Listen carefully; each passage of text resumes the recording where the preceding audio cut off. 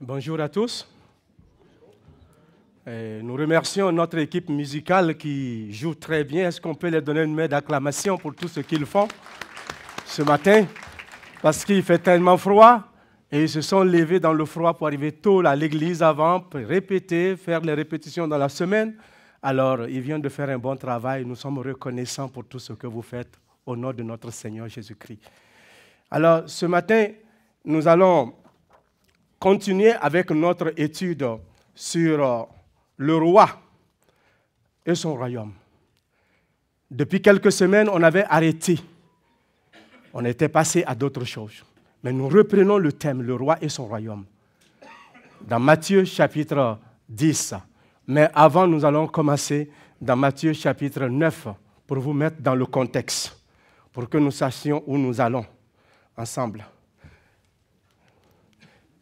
Christian, ma télécommande ne fonctionne pas. OK. Il va m'en donner d'autres. Mais pendant ce temps, nous pouvons essayer d'ouvrir notre Bible ou nos Bibles pour ceux et celles qui en ont. Pour ceux qui n'ont pas de Bible présentement, vous pouvez regarder dans votre cellulaire, comme les gens sont habitués réellement à la mode Internet. Et tous ceux qui n'ont pas de Bible dans la main, vous pouvez arracher celui de votre voisin s'il ne veut pas partager avec vous. Et moi, je vous donne le droit de faire ça. D'accord? Ça, c'est un repas qu'on partage avec tout le monde. OK. Alors, donc, nous allons, dans le contexte dans lequel nous nous trouvons réellement, dans Matthieu, ici, c'est que dans le verset 9, chapitre 9, verset 35, à chapitre 10, verset 1, nous allons regarder.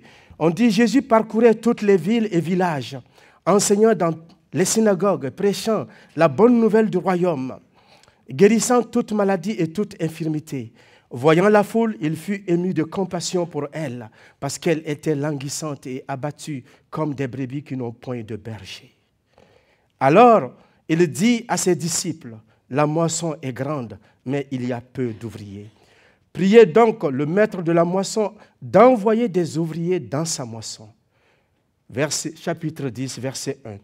Puis, ayant appelé ses 12 disciples, il leur donna le pouvoir de chasser les esprits impurs et de guérir toute maladie et toute infirmité. Alors, si nous continuons dans le texte d'aujourd'hui, le verset 16, à partir du verset 16, nous allons le lire ensemble.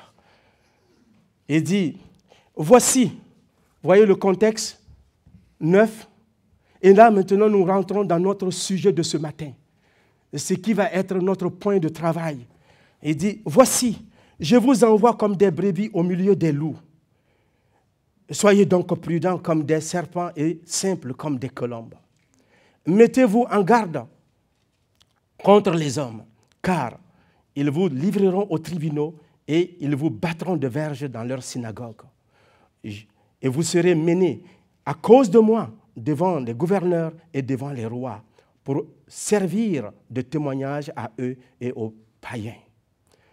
Mais quand on vous livrera, ne vous inquiétez ni de la manière dont vous parlerez, ni de ce que vous aurez à dire. Ce que vous aurez à dire vous sera donné à l'heure même. Verset 20. Car ce n'est pas vous qui parlerez, c'est l'Esprit de votre Père qui parlera en vous. Le frère livrera son frère à la mort, et le père son enfant. Les enfants se soulèveront contre leurs parents et les feront mourir. Vous serez haïs de tous à cause de mon nom. Mais celui qui persévérera jusqu'à la fin sera sauvé. Quand on vous persécutera dans une ville, fuyez dans une autre. Et je vous le dis en vérité, vous n'aurez pas achevé de parcourir les villes d'Israël que le Fils de l'homme sera venu. Que Dieu bénisse la lecture de sa parole. Alors, donc ce matin, c'est ça notre thème. Et c'est le contexte dans lequel nous venons de regarder. Et mon thème, je l'ai intitulé préparez-vous à la persécution. Préparez-vous à la persécution.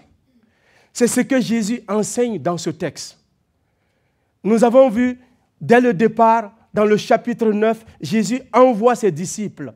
Et dans le chapitre 9, verset 34, en descendant, il va choisir ses disciples et il va leur donner un message. Allez-y en Israël, prêchez au peuple juif. Premièrement aux Israélites. Et c'est dans ce contexte-là que Jésus parle à ses disciples. Il les prévient de ce qui va arriver. Il ouvre sa bouche et dit, je vous envoie. Nous allons partir au diapo qui suit. La mission des 12 et l'exhortation à la persécution. Et pourquoi Jésus les envoie? Il dit, voici, je vous envoie. C'est qui les envoie? C'est Jésus-Christ lui-même qui les envoie. Ce n'est pas un patron caché dans un coin en Israël. Ce n'est pas Nicodème, ce n'est pas les chefs des religieux qui les appellent pour dire aux 12 disciples, on vous envoie. Non, c'est Jésus qui les envoie. Il dit, je vous envoie. Donc, le « je vous envoie », c'est le grand Dieu incarné dans la chair, qui est Jésus-Christ, qui donne cet ordre. Il envoie ses disciples. Il a choisi bien 12 personnes et qu'il a trouvé qualifiées et que lui-même il a qualifié et il les envoie faire une mission. Mais est-ce parce que Jésus les a choisis et qu'il les envoie qu'il n'y aura pas de problème? Non. Il va avoir des problèmes. Mais quand le Seigneur les envoie, il dit, je vous envoie. Mais comment? Je vous envoie comme des brebis au milieu des loups. Je vous envoie comme des brebis au milieu des loups. Jésus sait de quoi il parle. Vous savez pourquoi? Au début, quand on a lu dans le chapitre 9, verset 34-35, en descendant, on dit Jésus parcourait toutes les villes et villages, n'est-ce pas? Alors il a lui-même témoigné. Il a lui-même annoncé cette bonne nouvelle du royaume. Les disciples en ce moment le suivaient, ils apprenaient. Donc, il a eu le temps de connaître l'état d'esprit de la région, l'état d'esprit des gens, l'état d'esprit de la population. Il sonde les cœurs, il connaît les cœurs des gens. Vous vous souvenez que quand il parlait à André et à Nathanaël, il dit, voici un juif à qui il n'y a point de fraude. Il dit, mais où est-ce que tu me connais? Il dit, mais quand tu étais sous le figuier, je te voyais. Pour dire que Jésus connaît le cœur des gens. Et vous pouvez vous souvenir, quand il était dans la maison de Zachée et qu'une servante est venue essuyer ses pieds avec les larmes et les gens, elle pleurait. Et les gens lui disent, si cet homme-là savait qui est cette femme qui le touche, il ne permettra pas. Il dit, oui, je sais qui est cette femme. Donc Jésus était capable de lire dans les cœurs. Connaissant tout cela, alors il connaît la région, il connaît l'être humain, il connaît la race déchue. Alors il envoie le peuple. Il envoie ses disciples. Je vous envoie dans un terrain dangereux. Je vous envoie dans un terrain où vous paraîtrez comme des brebis au milieu des loups. Je vous envoie vers un peuple qui n'a aucune pitié pour vous et qui n'aura aucune pitié de vous. C'est ce qu'il dit. Vous avez déjà vu une brebis au milieu des loups? Une brebis au milieu des loups, c'est marcher à l'ombre de la mort. La vallée de l'ombre de la mort. Mais Jésus prévient ses disciples. Il ne les dit pas, je vous envoie. Comme tout pouvoir m'a été donné, je suis puissant. Il n'y aura pas de problème. Tout va rouler correctement. Vous allez vous la couler douce et puis les cœurs seront disponibles. Et je vous donne le pouvoir. Celui qui ne vous écoute pas, vous cassez un bras, vous cassez un œil. Et puis, ils vont aller au ciel borgnes. De gré ou contre gré. Il ne dit pas ça. Je vous préviens que le terrain sera hostile à vous. C'est ça qu'il dit aux disciples. Et cela est vrai pour vous et moi, comme Église. Nous sommes chrétiens. Nous sommes enfants de Dieu. Les 12 disciples ne sont pas là parmi nous aujourd'hui. Ils ont fait leur travail. Mais vous et moi, nous avons aussi un travail qui nous a été confié, une mission qui nous a été confiée comme Église. Parce que Jésus vous dit, il dit, allez faites de toutes les nations des... Et c'est ce que nous avons dit dimanche dernier par rapport à la mission. Et donc cette parole est adressée à tout enfant de Dieu, tous ceux qui ont reçu Jésus-Christ comme leur sauveur. personnels et qui ont donné leur vie à lui et qui sont passés par les eaux du baptême et qui confessent son nom, ont le devoir de proclamer le message du royaume des cieux. Le roi et son royaume. Et ce roi et son royaume, il a un message à communiquer à notre nation. Et ce message, il nous l'a confié à nous qui avons reçu sa parole, nous qui l'avons reçu avec foi, nous qui l'avons reçu, sa grâce qu'il nous a offerte en mourant à la croix. Ce message n'est pas donné aux autres de le faire, c'est aux chrétiens de proclamer cela. Mais cela n'est pas sans risque. C'est ce que Jésus dit à ses disciples. Que doivent-ils faire si le message, proclamation du message n'est pas sans risque? Comment ils doivent se comporter? Il leur dit, soyez prudents comme des serpents et simples comme des colombes. Qu'est-ce que ça voudrait dire être prudent comme des serpents? Ça veut dire être sage. Il ne faudrait pas que nous avons la mission pour aller proclamer la parole de Dieu. Il ne faudrait pas que nous soyons insensés dans la façon d'exécuter le ministère, la mission qu'on nous a confiée. Nous devons être sages dans la façon dont nous allons véhiculer le message que nous avons en nous. Nous sommes des porteurs de vie et non des porteurs de mort. Chaque chrétien est un porteur d'espoir. Chaque chrétien qu'on voit, l'espérance est en lui. Pourquoi? Parce que le Dieu de l'espérance habite en lui. Alors quand il se rend dans un endroit, il apporte la vie et non la mort. Et quand il rentre dans un endroit où il y a des problèmes, il apporte une solution biblique et non une solution mondaine. Alors Dieu lui dit d'avoir la sagesse de pouvoir communiquer cette vérité de Dieu. C'est d'être prudent s'il veut être efficace. Je suis né au Burkina Faso, en Afrique de l'Ouest, pour ceux qui ne le savent pas. Quelqu'un va dire, est-ce que ça se trouve sur la map? Oui. Parce que je viens de là. J'ai grandi dans une famille de cultivateurs. J'ai été berger. J'ai dirigé les troupeaux de mon papa. J'ai dormi des fois dans la brousse avec mes bêtes. Je sais comment ça se passe. Et j'ai eu à tuer des serpents. Et chez nous, on nous dit, le serpent qui se cache longtemps, c'est lui qui vieillit. Si un serpent veut vieillir, qu'il se cache longtemps. Et qu'il sache à quelle heure sortir, à quelle heure rentrer. S'il sort très tôt, sa vie va être courte. Qu'est-ce que ça veut dire quand on dit que le serpent est sage? C'est parce que le serpent est rusé et il sait à quel moment sortir. Et puis il longe le mur, il ne sort pas pour marcher sur la grande roue pour que tout le monde le voie. Il se cache tranquillement. Dieu veut que nous soyons sages. Pas que nous ayons honte du message que nous portons. Pas que nous ayons honte du message que nous avons. Pas que nous ayons honte de Jésus-Christ. Mais que nous soyons sages dans la façon dont nous divulguons, nous présentons le message de Christ. Est-ce que ça va? Le volume est clair? Que Dieu nous aide. La simplicité de la colombe, la pureté, la transparence, la loyauté, l'intégrité en nous, que nous ne posons pas des gestes et que nous ne soyons pas mélangés quand on parle de la pureté, c'est-à-dire que nous ayons une valeur intrinsèque. Cette valeur intrinsèque est bonne parce que nous sommes des enfants de lumière et de vérité. Que les gens ne nous fassent pas du mal parce que nous avons été tordus. Nous avons été courbés, nous n'avons pas fait les choses comme il faut. Et qu'on ne nous trouve pas dans des affaires louches et floues qui portent atteinte au message de Christ. Donc nous devons être simples, nous devons être purs, nous devons être transparents dans la façon dont nous présentons le message de Christ. Sans ambiguïté, sans double sens. Amen. Nous allons annoncer la parole de Dieu, c'est vrai. Jésus prévient ses disciples. Il leur montre les dangers qui les guettent. Mais en même temps, ça ne sera pas facile.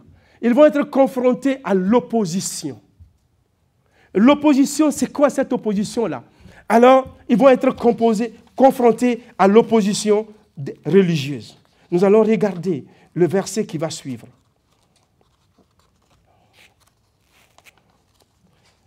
Verset 17, il nous dit, « Mettez-vous en garde contre les hommes, car ils vous livreront aux tribunaux et ils vous battront de verges dans leur synagogue. »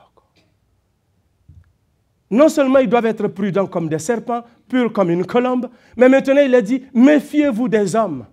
Est-ce que ça voudrait dire que tout ce que je vois sur la route, oh, il y a un danger. Et même je vais commencer à avoir peur de mes voisins, je vais avoir peur de mon médecin, je vais avoir peur des médecins ou des infirmières à l'hôpital ou de tout ce qu'on rencontre sur notre chemin. Non, ce n'est pas ça qu'il veut dire. Méfiez-vous des gens qui ne croient pas au même message que vous. Ils n'ont pas reçu le Seigneur Jésus-Christ en eux. Ils ne peuvent pas vous aimer parce que vous êtes porteur de vie, vous êtes porteur d'un message nouveau, vous êtes porteur d'une bonne nouvelle qu'eux, ils ne connaissent pas. Ils n'ont pas donné leur vie au Seigneur Jésus-Christ. Ils n'ont pas la même perception, ils n'ont pas la même vision du monde des choses. Alors méfiez-vous d'eux. Ils ne comprennent pas les choses comme vous les comprenez. Soyez prudents, méfiez-vous d'eux. Pourquoi? Parce qu'ils ne croient pas au même message que vous croyez. Pourquoi? Parce qu'ils pourront vous livrer au moment dangereux, quand la persécution va grandir, c'est les mêmes personnes qui pourront vous livrer aux gens, au bourreau pour vous battre, pour vous faire du mal. Alors les personnes religieuses que Jésus appelle les loups, dans les commentaires, on parle réellement des pharisiens, des leaders spirituels à l'époque. Vous savez, les tribunaux, ce ne sont pas les tribunaux que nous avons chez nous ici. Il y avait 2 formes de tribunal en Israël. Mais le premier, qui était religieux, qui était dirigé par environ 23 membres du conseil du Sanhédrin, et ils étaient dans l'église, dans les synagogues plutôt, pas dans l'église, dans les synagogues. Et quand des gens commettaient des fautes mineures ou certaines fautes religieuses ou qui pouvaient soulever ou bien doctrinales, alors ils pouvaient être frappés, jugés là-bas et frappés de fouet, et puis après on les livrait. Vous vous souvenez, dans l'Évangile, dans les Actes des Apôtres, quand les apôtres sont allés prêcher le message, Pierre et les autres, on les a interdits de prêcher. Alors comme ils n'écoutaient pas, ils les ont convoqués devant le Sanhédrin, on les a battus de fouet et après on leur dit de ne plus proclamer ce message. Vous comprenez? Et c'est de ça qu'on parle. Et Jésus prévient que ces choses vont arriver. Il a lui-même été battu. Il a lui-même été dénigré. On l'a traité de Belzébul, le prince des démons. Cependant, il était le porteur d'un message d'espoir.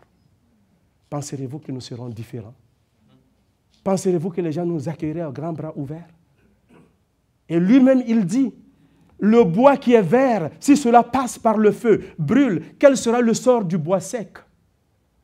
Qu'est-ce qu'il veut dire par là? Il veut dire que lui qui est un homme juste, parfait, sans faute, sans défaut, c'est lui, il a été traité, il a été maltraité, il a été mal compris, il a été traité de Belzébul. Vous et moi qui sommes nés dans le péché, couverts par le péché et grandis dans le péché, penserez qu'on va nous traiter différemment?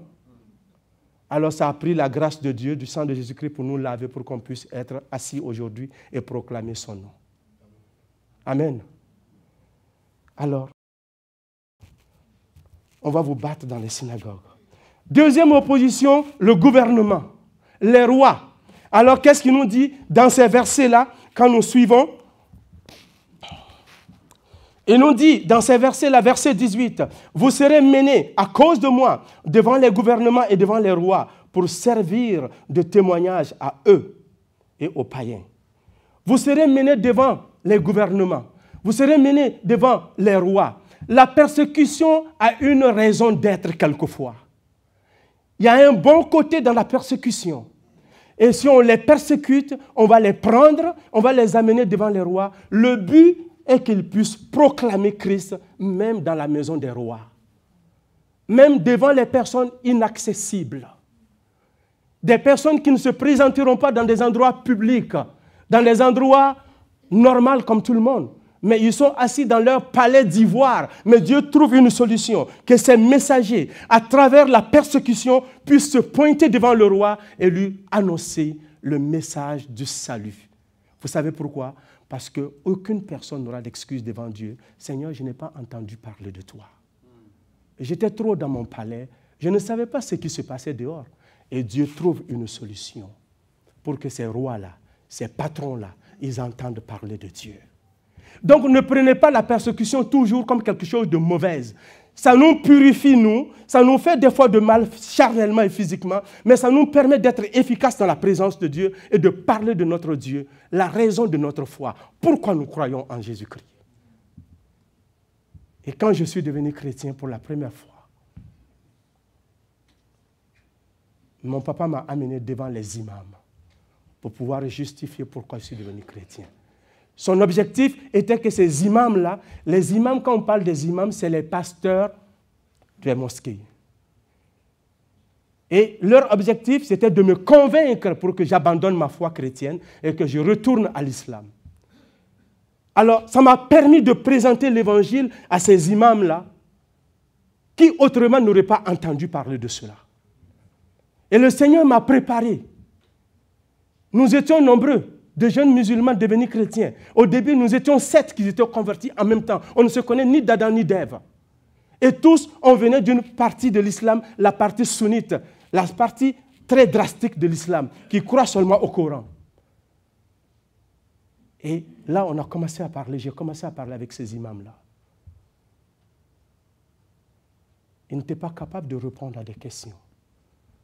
Tel que quand je lui ai dit, monsieur l'imam, si tu venais à mourir aujourd'hui, as-tu la certitude que tu vas au ciel? Il dit, personne ne sait, Seigneur, que Dieu seul qui le sait. Allahu alam. Inch'Allah, si Dieu le veut. Mais est-ce que Dieu ne veut pas que nous allons au ciel? Si, Dieu veut que nous allons au ciel. Mais comment toi, tu ne le sais pas?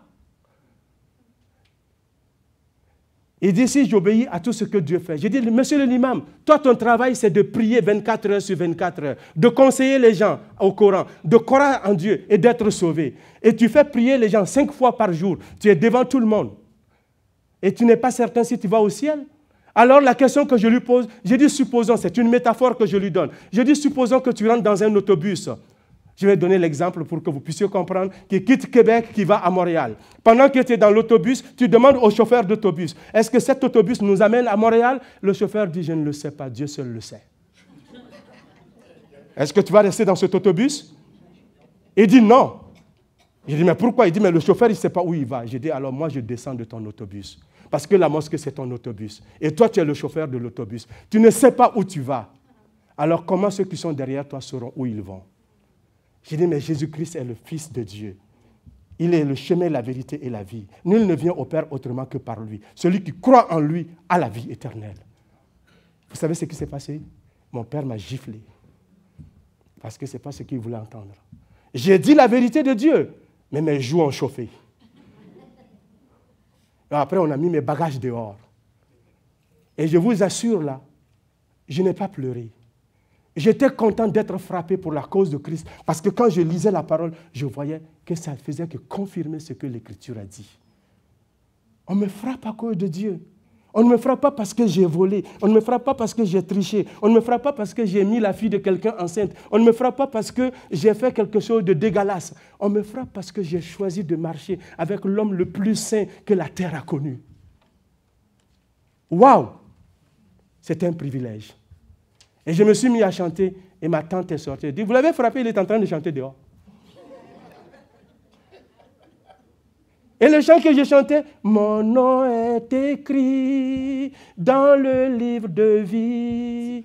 Personne ne pourra l'effacer, il est écrit pour l'éternité. Il est écrit pour l'éternité. Il est écrit pour l'éternité. Personne ne pourra l'effacer, il est écrit pour l'éternité. Ma tante est sortie et dit, vous l'avez frappé, il est en train de chanter dehors. Je chante dehors parce que mon nom est écrit dans le livre de vie. Personne ne pourra l'effacer pour l'éternité. Alléluia. Et voilà, c'est le Dieu que nous devons servir, même dans la persécution. Alors, le gouvernement va nous prendre en main. Ils pourront nous fouetter, ils pourront nous faire du mal. Mais regardez cela avec les bons yeux. Toujours parce que si Dieu vous fait comparaître devant qui que ce soit, c'est parce qu'il veut que vous témoigniez. Si on vous frappe, on vous maltraite, que ce soit au travail, que ce soit à la maison, que ce soit partout où vous êtes, c'est parce que vous vivez comme Christ veut. C'est parce que vous êtes porteur de vie et d'espérance. C'est parce que vous êtes disciple de Christ. C'est parce que vous marchez comme Jésus-Christ vous demande. C'est pour cela que vous serez persécutés. Vous ne serez pas aimés. Alors soyez-en fiers. N'ayez pas honte, ne rougissez pas. Ne vous cachez pas. Ceux qui doivent se cacher, c'est ceux qui vivent dans l'adultère. C'est la génération perverse. C'est la génération qui croit qu'un homme est devenu une femme et qu'une femme est devenue un homme. C'est la génération qui rejette la définition de Dieu par rapport à l'homme et à la femme.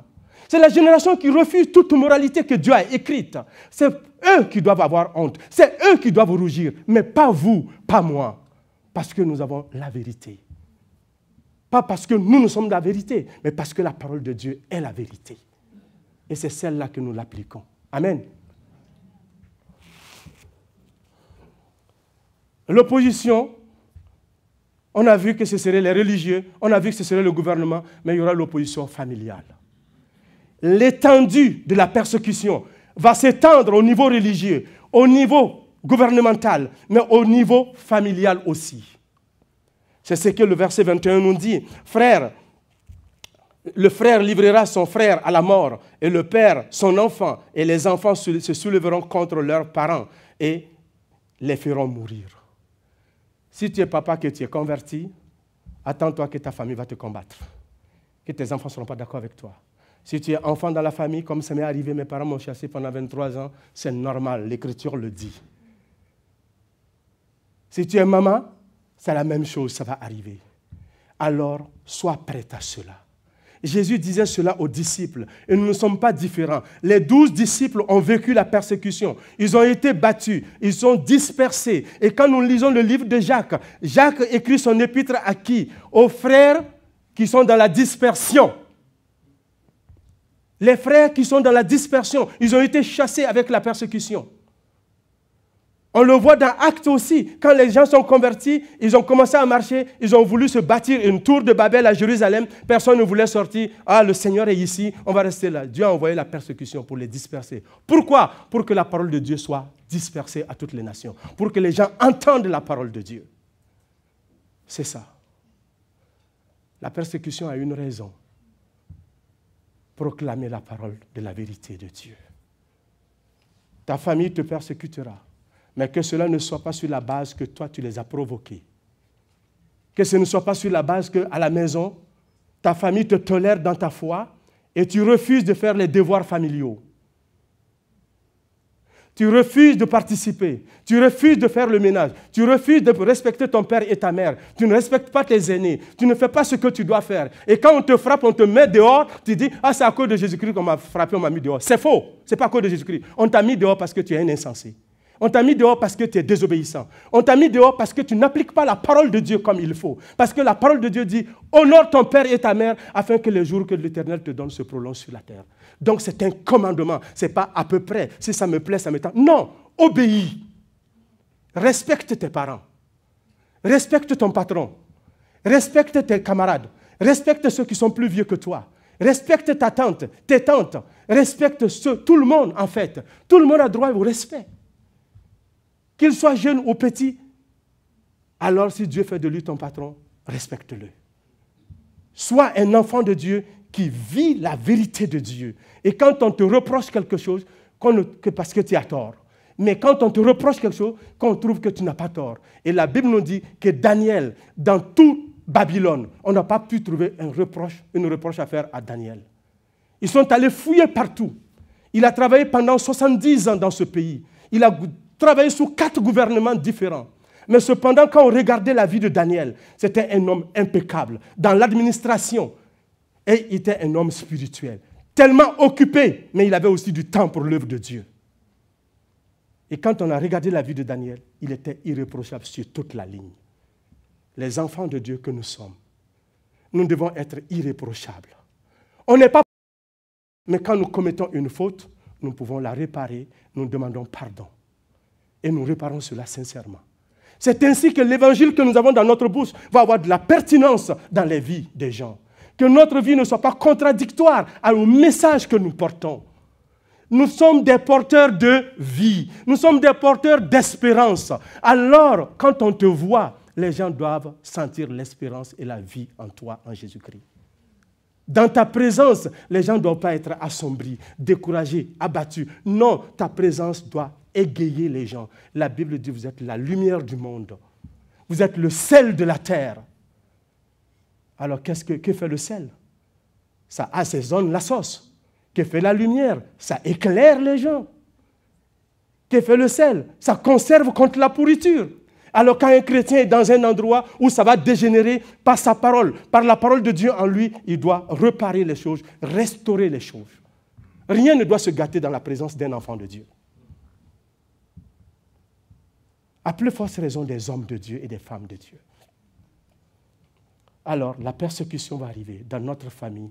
Soyons des modèles et de bons témoins. Que eux, ils nous persécutent, c'est inévitable. Mais que nous ayons une attitude appropriée face à cela, c'est impératif. Amen. La persécution universelle. On a vu, il va y avoir trois.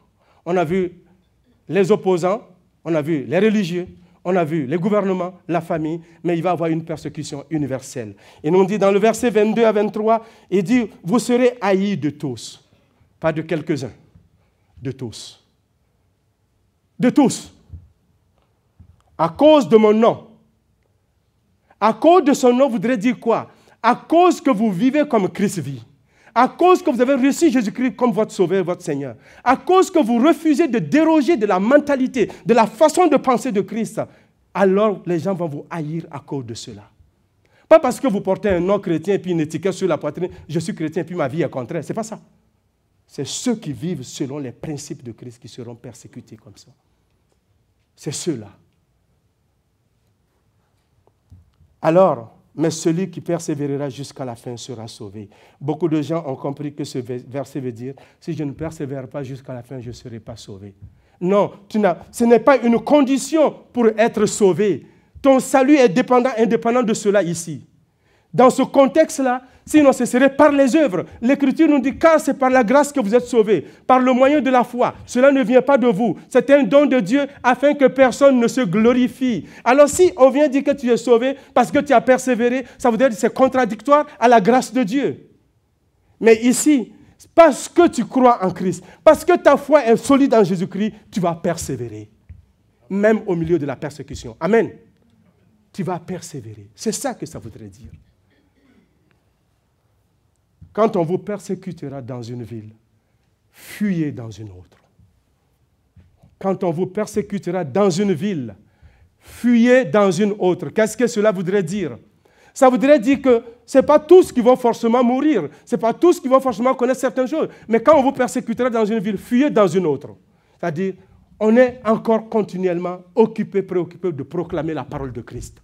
On m'a chassé ici, on ne veut pas de moi, je m'en vais dans la ville suivante. D'autres vont entendre parler de l'Évangile. Amen. Alors j'ai une vidéo à faire passer, j'aimerais qu'on regarde. L'Écriture nous dit, la persécution est inévitable.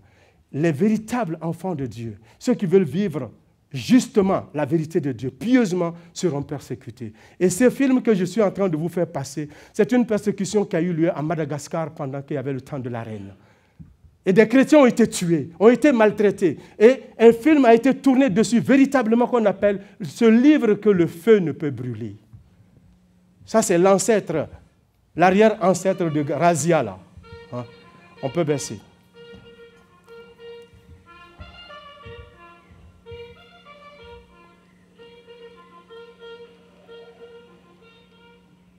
Vive Sa Majesté, que vous viviez aussi longtemps que le peuple.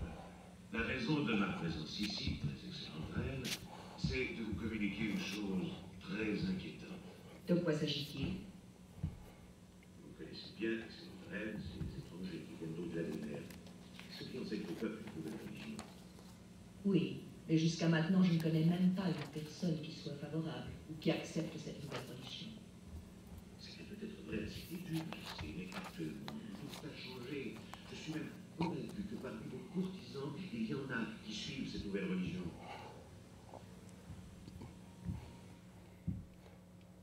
Continue la suite. Tu vas continuer les 3 slides après, les 2 autres qui vont suivre. Et là, et ici, ce sont des chrétiens qui ont refusé d'obéir à la reine qui vont tuer. Jésus, vous ne mourrez pas. Que décidez-vous? Maintenant, en quoi glorifierai-je le Christ? Car pour moi, vivre c'est Christ, et la mort m'est un bien. Espèce de fou. Amène-le au bord de la falaise. Ne donne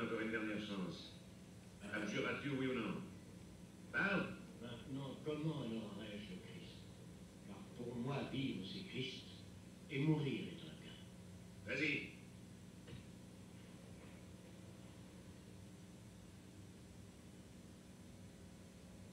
Et toi?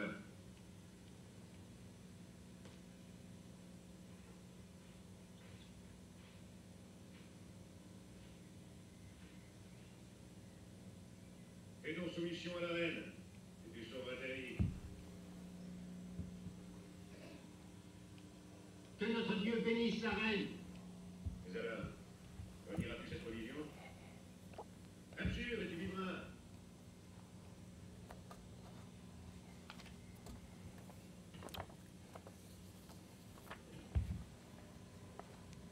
Il y a peu de temps que je suis chrétien. Et je connais bien mal notre Seigneur. Cependant, la Bible dit, « Heureux les morts qui meurent dans le Seigneur. Nous sommes tous prêts à mourir. Comme ceux qui sont morts par fidélité au Seigneur, car de telles morts ne sont pas vraies. »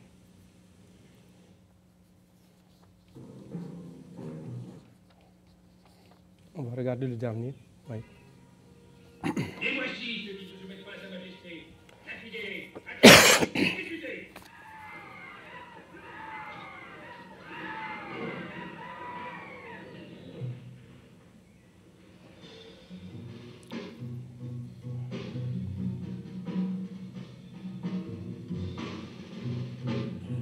Pour moi, vivre c'est Christ, et mourir est un gain.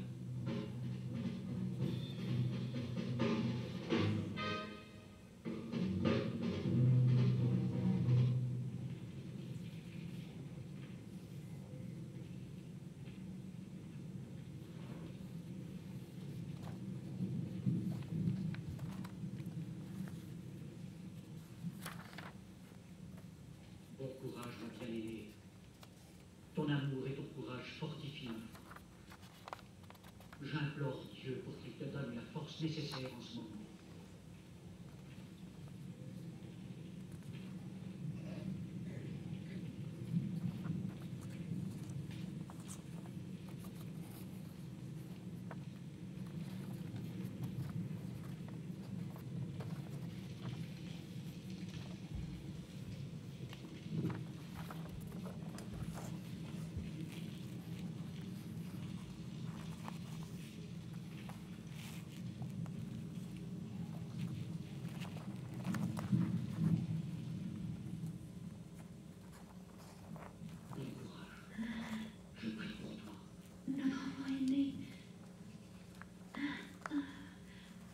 Dans quelques instants, nous serons tous les deux devant Dieu.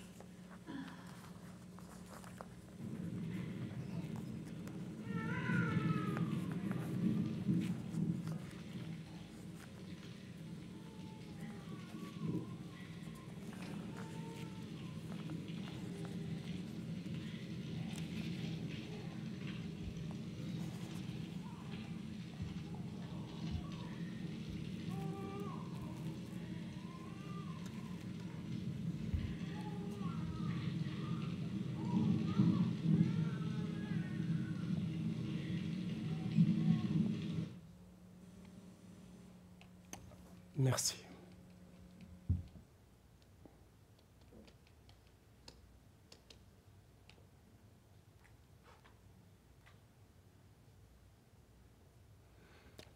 Et ça, c'est une histoire vraie.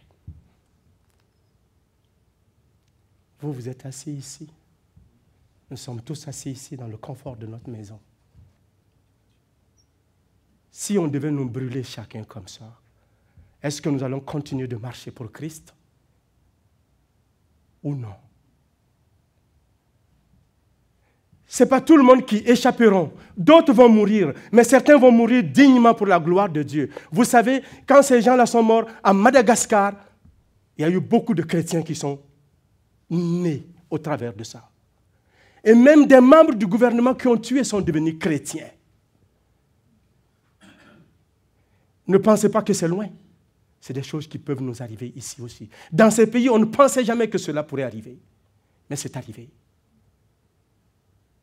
Et si nous sommes en paix, s'il vous plaît, frères, prenons notre foi, mettons notre foi au sérieux. Marchons pour Christ. Parce que quand des jours difficiles viendront, alors ça va faire le triage. On va voir la différence entre les boucs et les brebis. On va voir la différence entre ceux qui étaient sincères et qui marchaient pour Dieu ou ceux qui venaient à l'église pour leurs amis. Ou ceux qui venaient à l'église pour le service, pour les banquets. Ceux qui venaient à l'église pour pouvoir jouer à la musique. Ceux qui venaient à l'église pour pouvoir chanter. Ceux qui venaient à l'église pour avoir des amis. Ceux qui venaient à l'église pour trouver un mari ou une femme. Il va y avoir une différence entre ceux qui sont sincères, ceux qui craignent véritablement Dieu, et ceux-là. Alors, ce matin, quelle est ta raison pour laquelle tu es à l'église, mon frère et ma soeur? Pourquoi tu viens adorer Dieu? Pourquoi tu es chrétien? Pourquoi tu es chrétienne? Pour glorifier Dieu et proclamer sa parole. Mais Dieu nous promet sa providence quand nous regardons dans le verset 19 et 20. Il nous dit, mais quand on vous livrera, ne vous inquiétez ni de la manière dont vous parlerez, ni de ce que vous direz. Ce que vous aurez à dire vous sera donné à l'heure même. Car ce n'est pas vous qui parlerez, mais c'est l'Esprit de votre Père qui parlera par vous. Et des fois, quand je parle avec Pidjuma, il me disait, Adama, j'ai peur de la persécution. J'ai peur de mourir comme ça. J'ai peur d'avoir un couteau sur ma gorge. Je ne sais pas qu'est-ce que je dirais. Je lui ai montré ce texte. Quand tu es un enfant de Dieu, la parole de Dieu dit, Dieu promet, la providence de Dieu dans les temps difficiles, la promesse de Dieu, la providence de Dieu, la force de Dieu, la puissance de Dieu, la troisième personne de la Trinité sera là avec toi. Et il te mettra les mots justes qu'il faut dire. On n'a pas besoin de se préparer et répéter les mots pour dire si je... Non, non, non. Au temps voulu, au temps convenable, la troisième personne de la Trinité qui est en toi va prendre le dessus et va parler à ta place, comme il a parlé à la place de Paul devant les rois, comme il a parlé à la place de Paul devant les Césars, comme il a parlé à la place dans des endroits difficiles, alors il le fera pour toi. Tu n'auras même pas à rougir. Il te dit, ne t'inquiète pas. Quelle promesse, quelle espérance, quelle foi, quelle joie de savoir que notre Dieu, même au milieu de la tempête, il sera avec nous. Il va nous soutenir. Des fois, on va mourir. Des fois, il nous délivrera selon sa volonté. Et moi, je dis que je meurs pour Dieu, que je vis pour Dieu. L'un ou l'autre, je ne veux pas que ma vie soit gaspillée. Je veux qu'elle soit utilisée pour Dieu. Alors, si Dieu trouve que je dois mourir par martyr, alors il me donnera le courage et la force nécessaire pour honorer son nom. Heureux ceux qui meurent dans le Seigneur et pour le Seigneur. Que ce soit par la maladie, que ce soit par la persécution, que ce soit pour quoi que ce soit, sois heureux. Réjouis-toi, enfant de Dieu. N'aie pas honte. Et c'est ça, le peuple de Dieu que nous sommes. Dieu nous aime et il nous donne la garantie qu'il sera là. Quand nous regardons, ce qui est intéressant, il dit l'esprit de votre Père. C'est la première fois que ce mot est employé, l'esprit de votre Père. Dieu est mon Père, un Père compatissant, un Père qui m'aime. Et il va nous recevoir les bras ouverts dans le ciel, si tel devrait être. Les héros de la foi, quand vous lisez Hébreux, ces héros-là, certains ont été sciés, certains ont été tués d'une certaine façon. Mais leurs noms sont écrits dans le livre de vie et la Bible que nous lisons pour nous encourager, nous, aujourd'hui. Et si c'est le cas, alors si notre nom n'est pas écrit dans la Bible, ça sera déjà écrit dans le livre de vie et d'autres le liront là-bas au ciel quand on sera rendu là. Amen. Et ça, c'est l'espérance que nous avons. Je vais terminer ceci en conclusion. Ben, tu peux aller dans ma conclusion, s'il te plaît. Qu'est-ce que ce texte de Matthieu nous enseigne? Premièrement, il nous enseigne que la mission chrétienne comporte des risques. La mission chrétienne comporte des risques. Nous sommes ici pour proclamer la parole de Dieu, la vérité de Dieu. Et c'est vrai, elle comporte des risques. Mais nous devons la faire pareil. Alors que quelle que soit la puissance et la hauteur, la profondeur et la largeur de la persécution, nous devons, comme Église, comme individu, comme famille, proclamer l'Évangile. Quelles que soient les difficultés, il n'y a pas d'excuse. Je ne pourrais pas dire, Seigneur, tu sais, il y avait un lion devant la porte, c'est pourquoi je ne suis pas sorti. Nous devons proclamer la parole de Dieu, quelles que soient les conditions, quel que soit l'hiver, quelle que soit la persécution, quelle que soit la hauteur, la teneur, la profondeur, la puissance de la persécution, l'enfant de Dieu, né de nouveau, rempli du Saint-Esprit, résiste à cela, il sort, il proclame. Pourquoi? Parce que sa nature est différente. C'est une nouvelle créature en Christ. Il est prêt à mourir pour son Seigneur et son Sauveur. Celui qui n'a pas eu honte de lui, alors il n'aura pas honte d'aller donner sa vie et de proclamer sa vérité s'il le faut. Voilà les véritables enfants de Dieu que je crois que nous sommes chacun. C'est ça la nature de notre Père. Et c'est ce que nous devons proclamer. Alors, le texte de Romains 8 que nous connaissons nous dit, pour pouvoir triompher de tout cela, parce que nous sommes des plus que vainqueurs, parce que vous êtes des plus que vainqueurs, parce que je suis un plus que vainqueur en Jésus-Christ, alors la persécution ne peut pas m'arrêter. Les difficultés de la vie ne peuvent pas nous arrêter. Les difficultés de la société ne peuvent pas arrêter l'Assemblée chrétienne du Cap de la Madeleine. Alors nous devons avancer. C'est pourquoi il nous dit, qui nous séparera de l'amour de Christ? Serait-ce la tribulation ou l'angoisse, ou la persécution, ou la faim, ou la nudité, ou le péril, ou l'épée? Selon qu'il est écrit que c'est à cause de toi qu'on nous met à mort tous les jours et qu'on nous regarde comme des brebis destinées à la boucherie. Mais dans toutes ces choses, nous sommes plus que... Dans toutes ces choses, nous sommes plus que... Vous êtes convaincus? Oui. Nous sommes plus que vainqueurs. Car j'ai l'assurance que ni la mort, ni la vie, ni les anges, ni les dominations, ni les choses présentes, ni les choses à venir, ni les puissances, ni les hauteurs, ni les profondeurs, ni aucune autre créature ne pourra nous séparer de l'amour de Dieu manifesté en Jésus-Christ. Alléluia. Que Dieu soit béni. Rien ne pourra nous séparer de l'amour de Dieu manifesté en Jésus-Christ. Pourquoi? Parce que nous sommes des plus que vainqueurs en lui. Nous ne courons pas avec notre propre force, mais nous courons avec la force de Dieu en nous. Nous ne combattons pas avec notre sagesse, nous combattons avec la sagesse de Christ en nous. Voilà pourquoi l'évangile doit être proclamé. Il va y avoir de la persécution, il va y avoir des difficultés, les gens se lèveront contre nous, tout le monde est contre les chrétiens, pas parce que nous sommes des pécheurs, pas parce que nous sommes des gens croches, pas parce que nous sommes tordus, parce que nous portons un message que le monde ne connaît pas et ne comprend pas. Voilà pourquoi ils sont contre nous. Mais c'est à nous de les proclamer la vérité de Dieu. Nous pourrons le faire et nous le ferons. L'Assemblée chrétienne du Cap de la Madeleine se tiendra debout devant l'adversité et elle marchera. Pourquoi? Parce que c'est une église qui est plus que vainqueur en Jésus-Christ. Que Dieu vous bénisse.